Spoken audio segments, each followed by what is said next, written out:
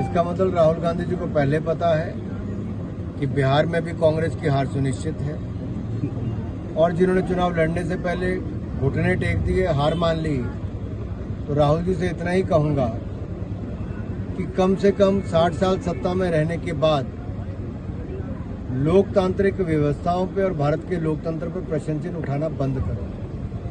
कभी election commission पर प्रश्न चिन्ह, कभी इलेक्ट्रॉनिक वोटिंग मशीन ईवीएम पर प्रश्न चिन्ह, कभी जनता के वोट करने पे प्रश्न चिन्ह। आखिरकार इनको विश्वास किस पे है?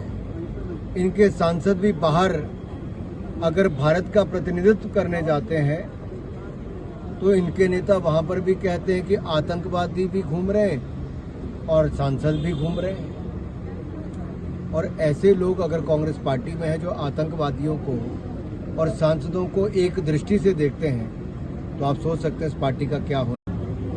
इसका मतलब राहुल गांधी जी को पहले पता है कि बिहार में भी कांग्रेस की हार सुनिश्चित है और जिन्होंने चुनाव लड़ने से पहले घुटने टेक दिए, हार मान ली। तो राहुल जी से इतना ही कहूँगा कि कम से कम 60 साल सत्ता में रहने के बाद लोकतांत्रिक व्यवस्थाओं पे और भारत के लोकतंत्र पर प्रश्न चिन्ह उठाना बंद करो। कभी इलेक्शन कमीशन पर प्रश्न चिन्ह, कभी इलेक्ट्रॉनिक वोटिंग मशीन ईवीएम पर प्रश्न चिन्ह, कभी जनता के वोट करने पे प्रश्न चिन्ह। आखिरकार इनको विश्वास किस पे है? इनके सांसद भी बाहर अगर भारत का प्रतिनिधित्व करने जाते हैं तो इनके नेता वहां पर भी कहते हैं कि आतंकवादी भी घूम रहे हैं और सांसद भी घूम रहे हैं।